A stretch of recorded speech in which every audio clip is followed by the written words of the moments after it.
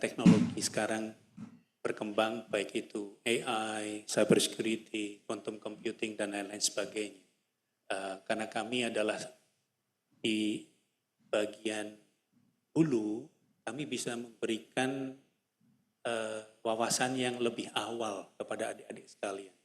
Kami bukan yang di bagian hilir, kami bukan yang mengkonsumsi teknologi, tapi kami adalah inovator dan pencipta teknologi.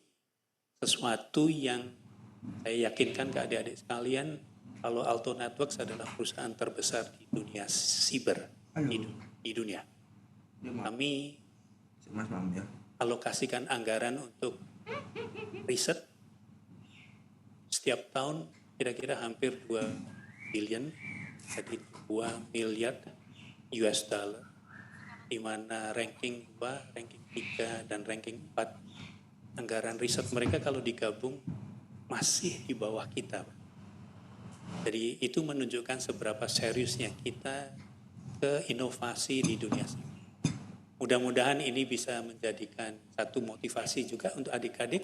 Satu saat kita bukan hanya kerjasama kalian untuk bisa memakai perangkat kami, tapi seperti yang disampaikan Wakil Rektor tadi, kami sangat terbuka untuk bekerja sampai ke tahapan kalian juga yang menjadi salah satu teknologi.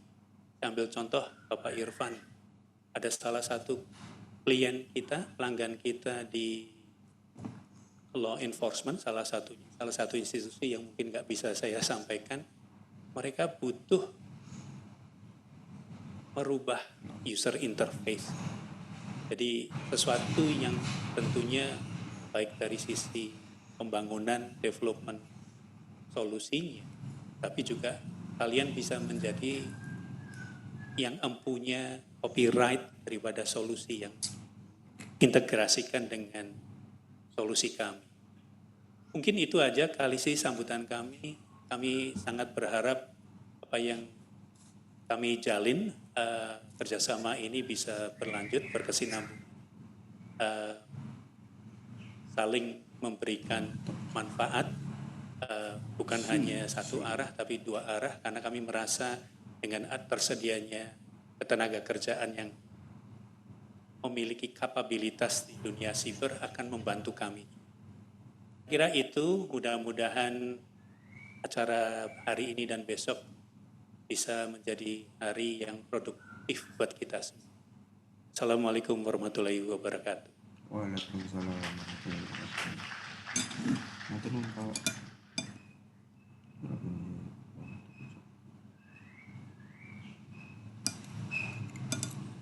Terima kasih kepada Bapak Adi Rusli selaku Country Manager Palo Alto Networks yang telah memberikan sambutannya.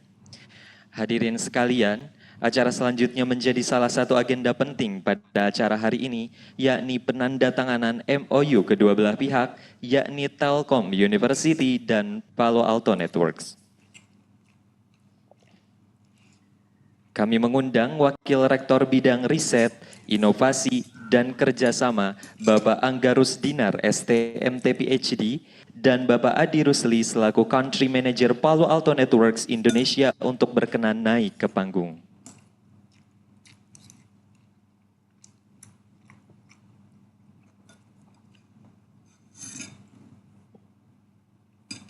Ditemani dengan Pak Profesor Ahmad Rizal selaku Dekan Fakultas Teknik Elektro.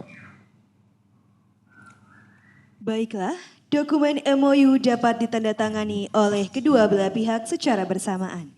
Kepada Bapak Angga Rusdinar, STMT PhD, dan Bapak Adi Rusli, disilahkan.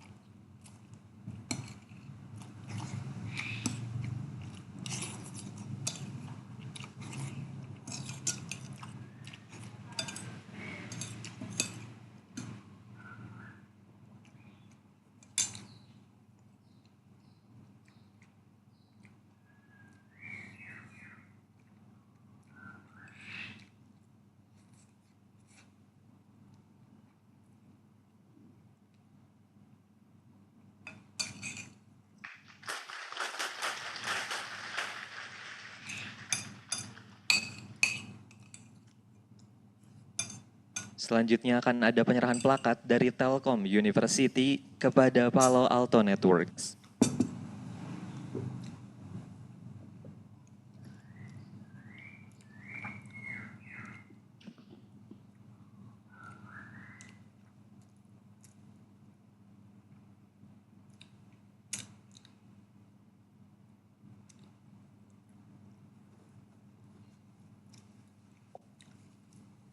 Selanjutnya kami mohon kesediaan Bapak Angga Rusdinar ST MT/PhD untuk melakukan pemukulan gong yang akan disaksikan langsung oleh Bapak Adi Rusli dan Bapak Profesor Ahmad Rizal sebagai tanda diresmikannya Laboratorium Telkom University Palo Alto Security Hub. Untuk pemukulan gong akan kami pandu dalam hitungan ketiga. 1, 2, 3. Dengan ini, Laboratorium Telkom University Palo Alto Security Hub telah diresmikan.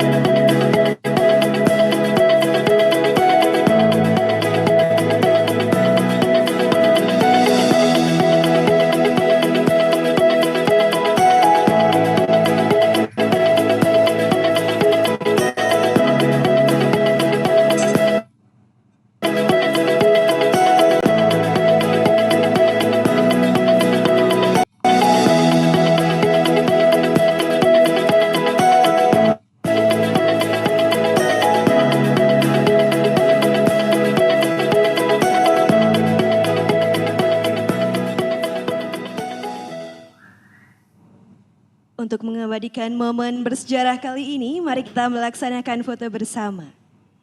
Untuk Bapak Ibu dipersilakan untuk berdiri dan merapat ke tengah. Dan teman-teman juga dipersilakan untuk berdiri untuk melaksanakan foto bersama di tempat duduk masing-masing.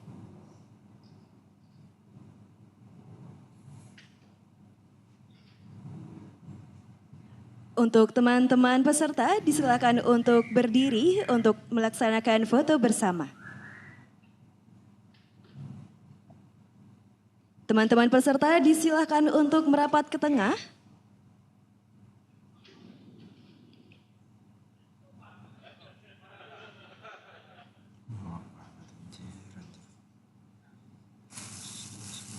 Baik, sekali lagi untuk teman-teman peserta, seminar boleh merapat ke tengah supaya terlihat wajahnya ya di kamera.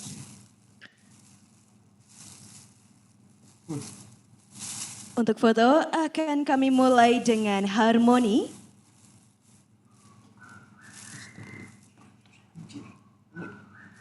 1, 2, 3. Selanjutnya, excellence. 1, 2, 3. Yang terakhir, integrity. 1, 2, 3. Baik, terima kasih kepada Bapak Ibu dan juga teman-teman peserta. Dipersilakan untuk duduk kembali.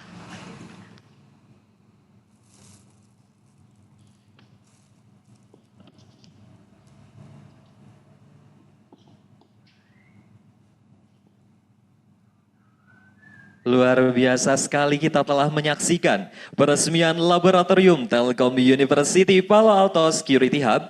Semoga bisa memberikan banyak kebermanfaatan dan tentunya dapat dipergunakan sebaik mungkin untuk pendidikan mahasiswa.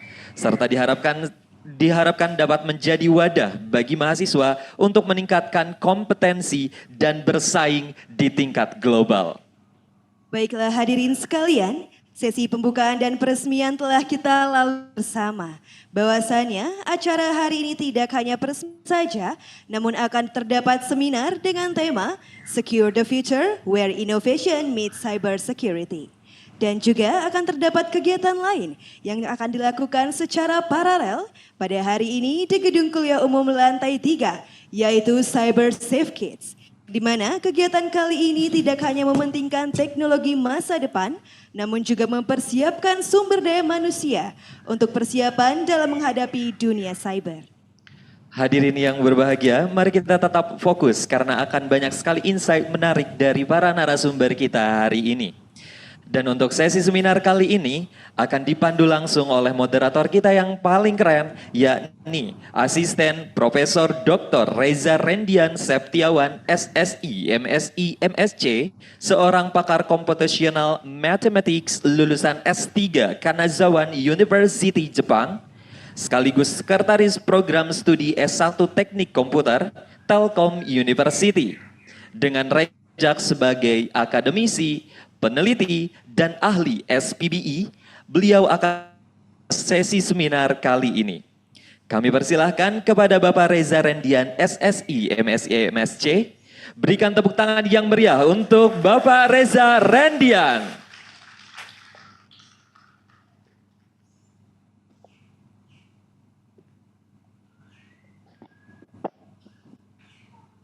Dunia digital makin luas terbentang. Data dan sistem harus terjaga aman.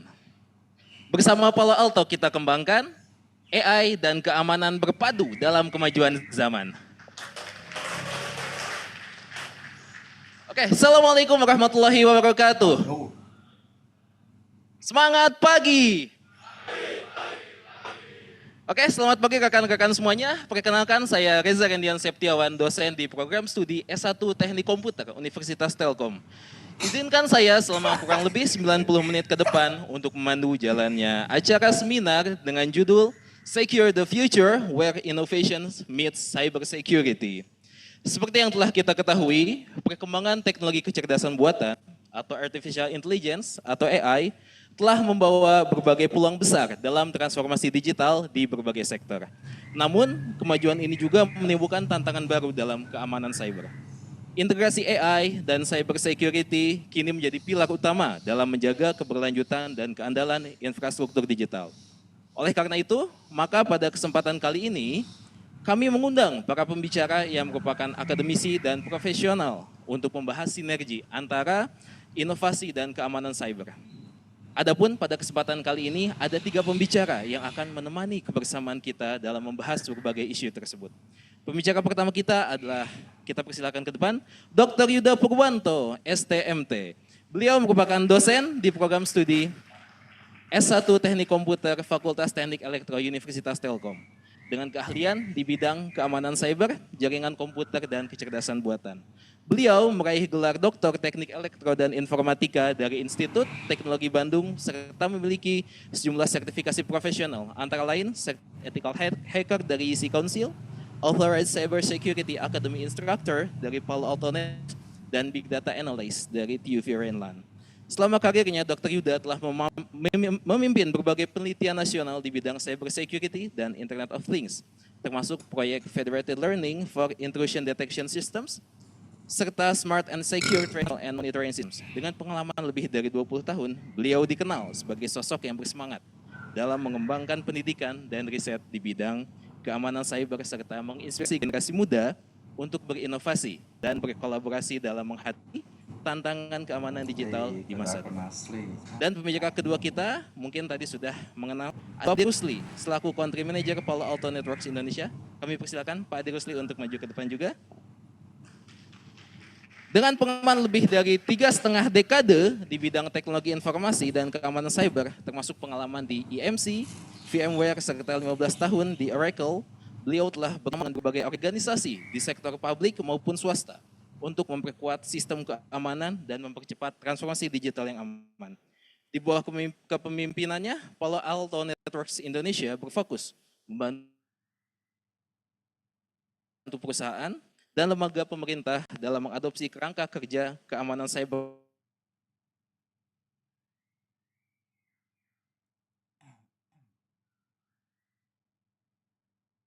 modern berbasis AI.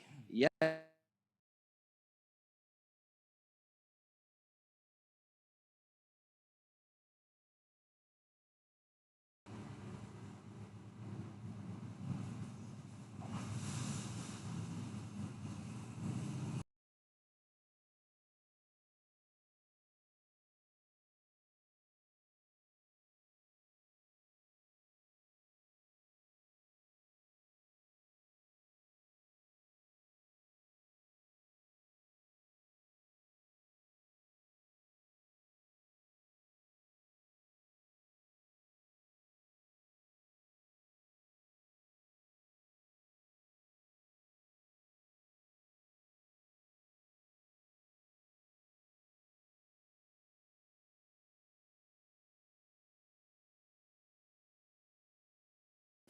Menyusun rekomendasi dan solusi keamanan end-to-end, serta memberikan pembaruan teknologi strategis bagi klien enterprise. Selain itu, beliau juga pernah dipercaya sebagai Country Cloud Security Champion dan kini berperan sebagai arsitek untuk Zero Trust dan SASE.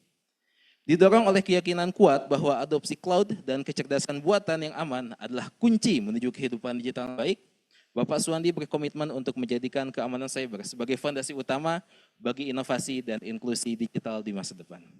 Melalui diskusi dan paparan dari pakar industri dari Palo Alto Networks dan Universitas Telkom, kami berharap rekan-rekan sekalian memperoleh pemahaman komprehensif mengenai arah masa depan keamanan digital berbasis kecerdasan buatan. Tanpa menunggu lebih lama, kami persilahkan untuk pembicara pertama kami, Dr. Yuda Purwanto, untuk memberikan paparannya. Kita sambut Dr. Yuda Purwanto.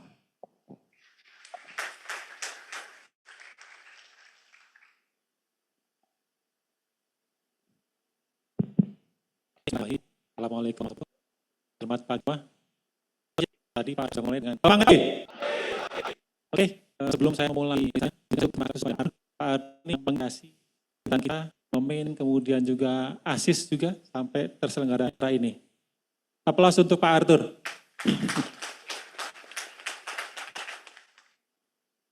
Oke, saya di sini sebagai dosen dan juga kebanyakan siswa. Makanya topik saya hari ini menyangkut tentang sisi akademik, ya kan? Di sini saya akan mengambil judul Start Your AI and Cybersecurity Research Journey. Jadi kuncinya adalah research journey. Ada sempat di sini ready to learn. Jadi kan peserta, kebanyakan mahasiswa kan ya, untuk memulai memikirkan research journey-nya. Mahasiswa di sini ada yang tingkat 1? Ada nggak? Tingkat 1 ada? Tingkat 2 mana suaranya? Tingkat 3? Ada juga tingkat tua. Tingkat tugas akhir. Jadi masing-masing sudah harus mempersiapkan research journey. Untuk tingkat 1, tingkat 2, mempersiapkan dari sisi apa? Cobalah fokus gitu ya untuk masuk ke grup. Gitu ya, persiapkan kira-kira mau ahli di bidang apa. Termasuk untuk hari ini tawarannya adalah AI and Cyber Security. Kemudian untuk yang tingkat 3 ke atas gitu ya, mulailah untuk masuk ke riset group. Jadi sudah harus masuk, kira-kira saya mau ahli di bidang apa, saya mau ngoprek apa, ya. Nah, di sini saya mau mulai dengan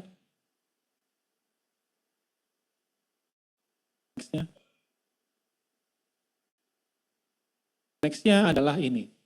Nah, kalau kita selama ini kan sering dengar gitu ya, Mas Wapres sering ngomong, AI, Artificial Intelligence gitu kan ya. Ya kan? Apa sih AI? Nah, kalau kita mulai dari sisi riset, dari banyak buku menyebutkan bahwa AI adalah program yang dapat melakukan tugas, di mana tugas tersebut membutuhkan kecerdasan dari manusia. Tugasnya apa kira-kira? Ya tugasnya banyak, karena manusia banyak tugasnya. Contohnya apa? Problem solving umpamanya. Kemudian recognition umpamanya. Kan perlu kecerdasan ya. Waktu saya tadi datang ke sini ketemu Pak Ahmad Rizal gitu ya, saya langsung recognize. Wah ini nih senior saya yang dulu ngospek saya itu. Langsung saya recognize di situ. Karena apa? Ada intelligence kita. Ada juga tasnya tentang prediksi umpamanya gitu ya. Ada banyak ya intelijensia yang sudah kita dapat. Dan ini bisa dilakukan dalam program. Tetapi ada catatannya, di mana intelijensinya tadi tidak secara eksplisit di program. Jadi tidak, if hari ini mendung, then bawa payung, gitu enggak. Tapi dia harus dapat belajar, sensing gitu ya, sekarang kondisinya apa, kemudian menentukan decision-nya sendiri. Kembangan AI, kalau ada ikutin kembangan AI dari awal gitu ya, mulai ada Turing test gitu ya, kemudian berkembang, 70-an itu expert system, di 80-an mulai itu berkembang machine learning, akhirnya sekarang deep learning, kemudian apa yang sering Anda pakai? Generatif AI, ya kan? Dari milestone-milestone tersebut, sebenarnya kalau saya ambilnya dari ini. Kita mulai yang paling dasarnya machine learning aja. Machine learning ini yang masih populer, jadi riset Anda bisa mengambil mulai di situ. Machine learning yang nanti dibangun dari proses learning menggunakan algoritma pada data. Gitu ya. Ada sequence di sana. Sequence-nya kalau dari machine learning-nya sendiri biasanya dimulai dari apa? Dari collect data, prepare data, pemilihan algoritma, training, testing. Biasanya sampai situ. Tetapi kalau nanti Anda berhubungan dengan industri, hanya untuk itu. Anda nanti bisa ngobrol sama teman-teman dari Palo Alto ya. Biasanya riset itu berhenti sampai prototyping. Tapi kalau di industri nggak hanya sampai situ, tapi juga sampai ke production ready, sampai ke nanti bagaimana strategi deployment. Gitu ya. Kalau untuk riset, nah untuk riset saya tambahkan di depan. Ada beberapa jurnal yang menyebutkan bahwa objektif itu juga sangat menentukan. Ya, seperti Anda lah, mau mengerjakan sesuatu kan punya objektif. Ini kan, kalau umpamanya nih objektifnya, wah saya mau nyari pasangan, gitu ya. Maka langkah selanjutnya apa di sini? Collect data. Kalau cuma nyari pasangan, collect datanya, wah saya mau cari di mall gitu ya, cari di Carrefour. Objektifnya pasangan untuk hidup sebagai pasangan hidup gitu ya, nanti dibawa ke KUA, maka dari datanya kemana? Pengajian kan, ke sekolah minggu ya kan, pasti ke situ. Jadi ya, objektif akan menentukan tuh, collect datanya berbeda, pre-processing datanya berbeda, algoritmanya juga berbeda dan seterusnya. Tapi ada yang menjadi highlight saya di sini adalah pemilihan algoritma. Ini sangat menentukan nanti. Pertama yang dari fakultas algoritmanya ada sesuai dengan objektif dan jenis datanya. Pertama, kalau objektifnya adalah quantity, suatu value gitu ya, maka pakailah algoritma basisnya regresi contohnya. Apa contohnya regresi? ingat Premier? Masih? Kemudian Arima, Rima, Old Winters, masih ingat? Waduh, masa sih? Rima nggak ingat? Tahu Rima, ingatnya biasanya Roni kali ya. Rima nggak ingatnya Roni. Dan kekurangan, fungsi value, temporal, cukup menggunakan yang contohnya. Kalau pengen cyclical juga diketahui, Anda bisa pakai yang basisnya Arima contohnya. Kalau pakai seasonalnya juga pengen diketahui, bisa menggunakan yang Old Winters dan seterusnya. Jadi disesuaikan dengan objektifnya. Kemudian kalau pengen predik kategori, pakailah yang supervised learning. Maka klasifikasi algoritma banyak. SPM, Entry, ya kan, ENN, seterusnya. Kemudian kalau ingin structure, belajar juga tentang unsupervised menggunakan clustering contohnya. Clustering nanti akan ada beberapa macam juga. Ada yang basisnya density, DB-scan, yang basisnya partisi, kemis, dan seterusnya. Kemudian ada juga yang akan memalukan analytics. Biasanya basisnya dari statistik ya. Masih ingat dengan fungsi mean dan standar deviasi? Normal, ya normal. Kalau di sini kan anomali kan berarti nggak normal. Anda dianggap normal bila apa? Bila nilai Anda di antara min plus minus 3, gitulah. Ya. Di luar itu apa? Di luar itu pensilan. Ya.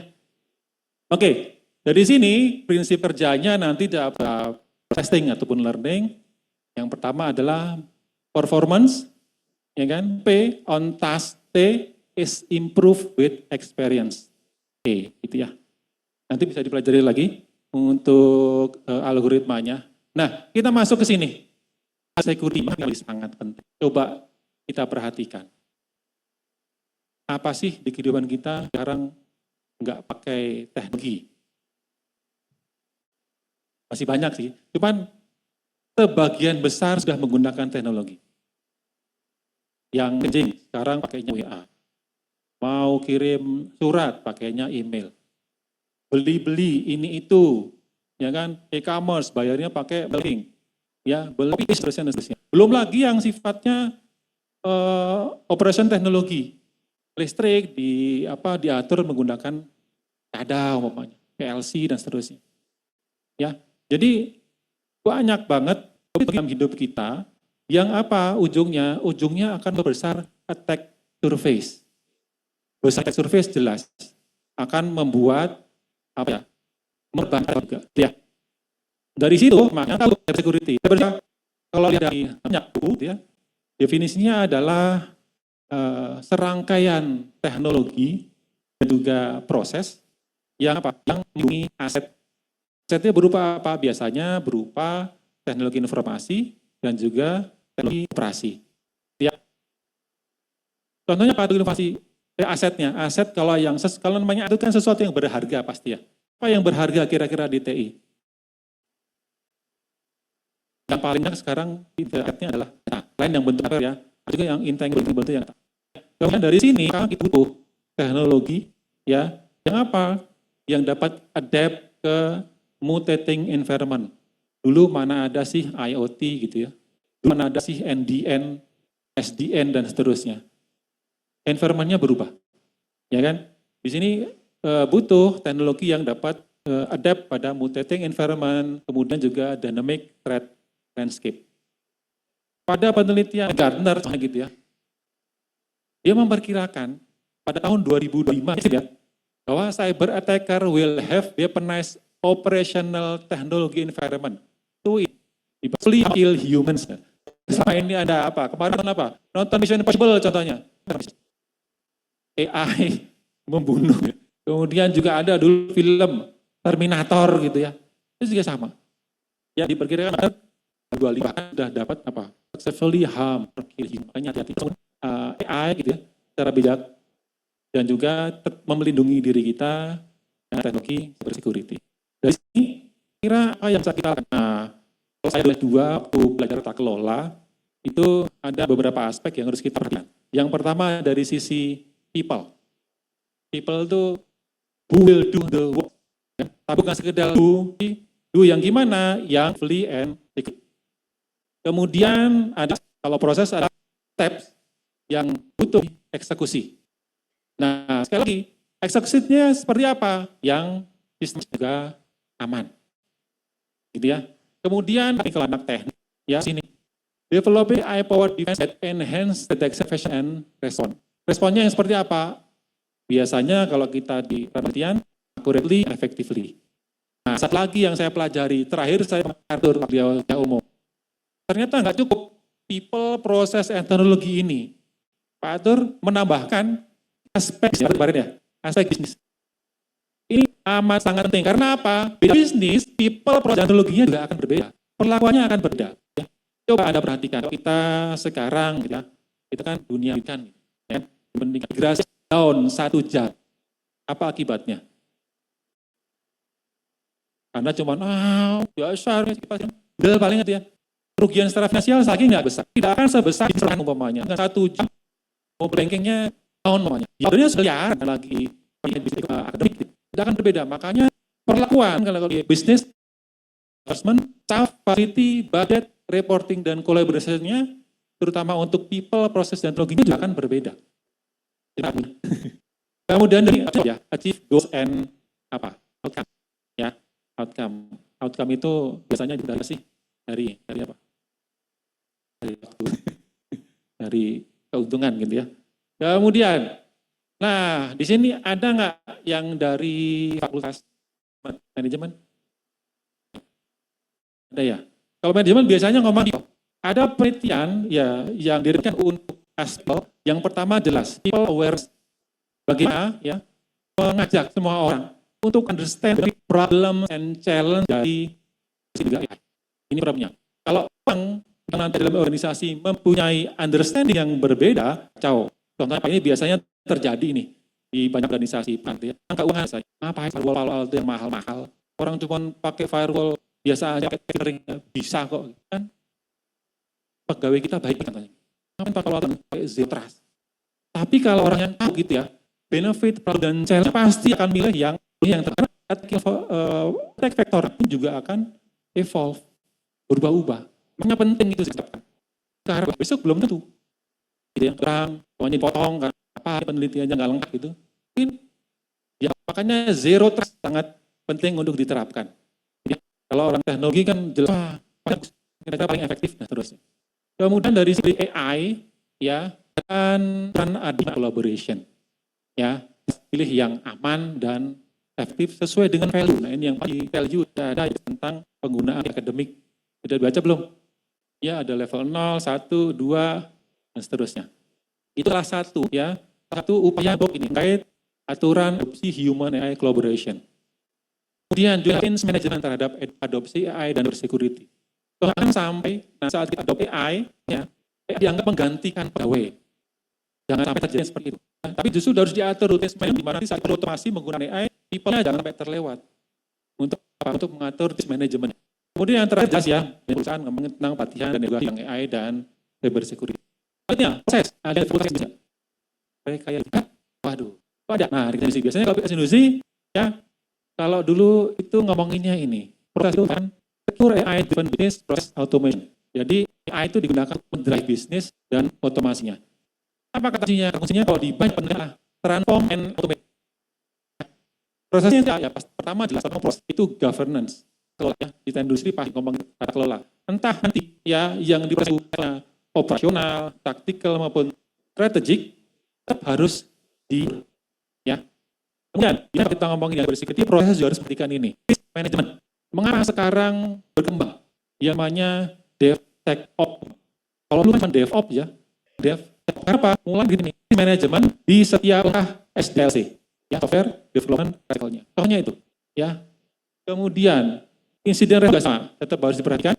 Kemudian audit yang terakhir adalah AI life cycle management, mulai dari kan. Kemudian setelah itu, nah ini yang paling akan ngomongin teknologi. Ini yang dari Fakultas Teknik Elektro, mana suaranya? Iya banyak. Fakultas Tiga. Ya ada juga, sip. Kalau Fakultas Elektro dan Informatika biasanya sangat berhubungan dengan aspek teknologi. Karena apa? Di sini kata kunci adalah solution need to evolve. Ya karena environment-nya juga berubah, solusi harus berubah. Ya, mana ada sih serangan di IoT, dengan aja baru, ya, Mirai gitu kan. Dulu nggak kepikiran, ternyata ada. Kan? Makanya solusi itu evolve. Ya, dari sisi riset. Riset yang bisa kita lakukan adalah advance the algorithm. Ya, ini ada yang diploma. Ada ya. Nah, di mana risetnya ya dari Blue harus sampai ke level deploy algorithm minimal. Ya, deploy algorithm untuk menyelesaikan soal tersebut. Kemudian ada yang dari sarjana, level sarjana. Ada semuanya. Wah, kok pada belum makan, padahal dikasih snack loh pada. Wah, jangan malu-maluin dong. Sarjana sampai level apa? Bisa bukan sekedar deploy, tapi level analyze. Itu yang sedikit ada peningkatan dibandingkan dengan sekedar deploy. Jangan hanya saya deploy, jadi bukan level analisis. Kira-kira jalannya ini sudah oke belum? Gitu ya. Kemudian ada yang dari magister. Ada nggak? Ada. Ya tuh di pojok ada gitu. Kalau magister, nah untuk algoritma cobalah sampai level evaluate, gitu ya. Mengevaluasi algoritma kira-kira kalau algoritma ini menggunakan apa? Menggunakan dengan jarak, bukan antara dengan mahal dan seterusnya. Jadi algoritmanya dicoba untuk diubah parameter beda. Jadi sini akan sampai kalau kita mengganti pengukuran jarak akan menjadi seperti apa. Contohnya kalau doktoral lah lainnya nggak hadir ya Pak Prof. Suyan. Sampai membuat algoritma apa? Kalau salah namanya Complir. Algoritma yang bahkan mengantar beliau sebagai salah satu persen research in the world. Jadi itu riset yang baik lah ya. Ada data analitik ya, ngatur data analitik sebelum masuk ke algoritma. Ya, korelasi antara fitur ini dan fitur. Kemudian apalagi berapa nilai dari suatu fitur dan seterusnya. Bagaimana proses eksekusi terus. Ya.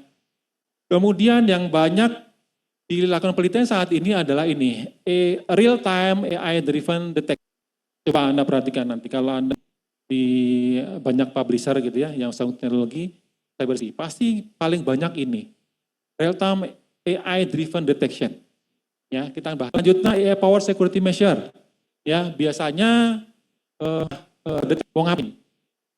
Meskipun ini belum banyak ya, belum banyak yang penelitian yang masuk ke sini. Ini jadi peluang Anda untuk kemudian otomatis ini. Nah, teknologinya bisa ngoprek dari sisi mana? Mulai dari sisi fisik aja dulu.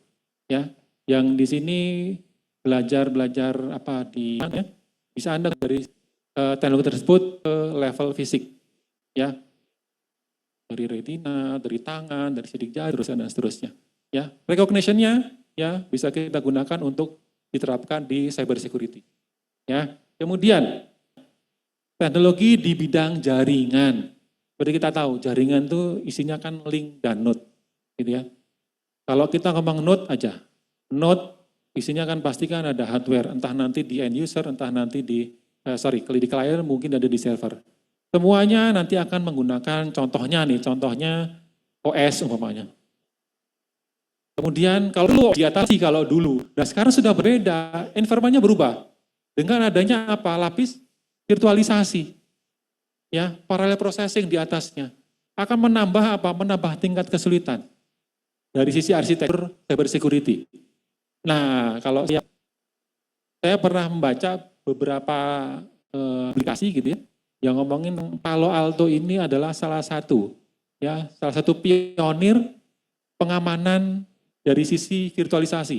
Jadi banyak kalau nggak salah ada Cortex, kemudian Panorama ya Pak ya, kemudian Prisma ya. Itu kan pengamanan ya untuk melindungi apa? Untuk melindungi basisnya apa? Dari sini basisnya. Ya, itu penting. Ini contohnya. Kemudian kalau dari sisi link jelas nanti ya, sisi link nanti kita akan belajar juga bagaimana intrusion detection system, intrusion prevention system dan seterusnya. Ya, bagaimana nanti kita mengenali traffic, kita sebut isinya. Kemudian dari sisi data ini juga sama penting. Ya, bagaimana kalau AI bisa untuk memberi ya fungsi. Makanya kalau ada tadi ada quantum ya, kalau sampai benar ada yakin bukan lagi pakai SA, AES gitu ya. Mungkin sudah pakai apa? Dilithium, kyber dan seterusnya. Kemudian kita mau machine learning ya, mau ke industri di besar kalau mesin yang tadi ya memperhatikan data. Biasanya kalau kemudian akan kita ekstraksi gimana? Kalau data kan paling banyak di komputer menggunakan WireShark. Ya, kita lihat di sisi paket juga.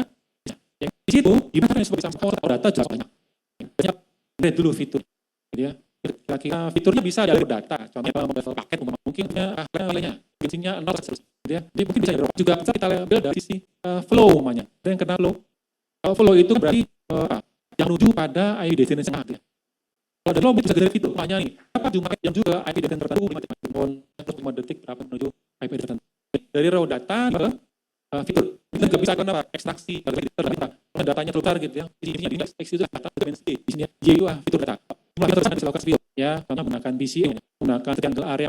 Aku mau yang seleksi fitur contohnya menggunakan nilai atau mutual information, information dan seterusnya. Bisa ada seperti itu. Kemudian mau kemana? Latih di sana guna algoritma tertentu. Modal ini yang kemudian akan dilakukan tes ya, dengan data yang berdasarkan dengan gitu ya. Jadi proses ini karena satu modelnya ya, baru kemudian dapatkan keputusannya. Kedua, basisnya bisa berupa anomaly detection, bisa classification. Kalau kan jelas, waktu ke training maka mencari profil normalnya justru. Nanti dia datang dan apakah tidak masuk ke profil normal maka dianggap sebagai anomaly. Yang dari classification yang kita cari adalah kelas-kelas dari si tariknya. Ada normal, ada artek A, atau itu yang dijelasin kira-kira masuk mana. Yang dengan pakainya berdasarkan anomaly. Kemudian kalau kita lihat outputnya masih dalam detection bisa pakai di NetBeans ADS. Ya, datanya apa? Biasanya kalau ada basisnya raw data. Ada basisnya apa? Flow namanya. Ya. Basisnya flow, ada basisnya SMP, INS, set, ya, kalau router positioning dari menggunakan link state. Kalau kita meneliti di IN, ya, ini di datanya adalah paket interestnya. Kalau kita meneliti di SDN, datanya adalah flow-nya. Yang dari jaringan yang akan dideteksi. Di sini kita menggunakannya unsupervised, biasanya kalau unsupervised itu untuk anomaly detection, di supervised biasanya untuk tadi. Satu konklusi ya, dari review, yang membuktikan teori ini. Jadi, untuk memilih algoritma nanti jangan hanya yang paling akurat yang mana. Belum tentu yang akan dideteksi oleh industri. Nanti juga sini adalah yang paling cepat umpamanya. Karena akurat deteksi ada cuma lemot di mana? Mungkin nanti jadi ya nggak akan. Makanya di sini kelihatan sangat penting karena kalau nggak dibungkan ya deep learning pasti lebih bagus. Benar, cuman yang juga yang nggak deep learning kita tahu kuantitasnya jauh lebih bandingkan yang normal. Ya, ini nanti selanjutnya, nah dapat kita guna juga di host based IS. Kalau di host based biasanya meneliti di malware detection. Ya. Mengapa di host? Ya karena malware pada IS. Ya. Di situ kalau nyerang menggunakan OS, kalau di Palo Alto Lifecycle itu biasanya prosesnya di exploit dan kemudian command row. Ya, kalau kita pakai execution, deliver, kemudian exploit, kemudian PNC, kemudian malware banyak di fase exploit ke command control. Ya. Dari sini bisa diberikan kalau tadi kan waktu di PNC biasanya berupa file, image, bisa dokumen yang paling praktikal, kemudian di space dan untuk teksnya gimana? Menggunakan dua, di mana di sana itu ya nggak dieksekusi programnya. Kalau yang dieksekusi itu dari propertiesnya, identify piece of similar piece of ada yang menggunakan sisi, ya. Di sini malware-nya dieksekusi pada tertentu, contohnya menggunakan sandbox, kemudian baru dianalisis lingkungan sendiri, dia berlaku, apa, hampirnya seperti apa, apakah aturan atau contohnya akan BGA, domain generation algorithm, mungkin kan disebut UNI, supaya PNC masuk ke malware. Untuk algoritma ada lagi yang yaitu phishing detection, tapi dari network, ya. Datanya apa? Datanya bisa berupa URL, ya pokoknya si message ya, URL HTML, kalau email di RMT, ya kan? Dan sekarang banyak adalah with semantik. Jadi tidak semua perangkat sampai sini. Karena kalau kita menghasilkan detection, maka harus bisa mendeteksi level 6 dan deep action.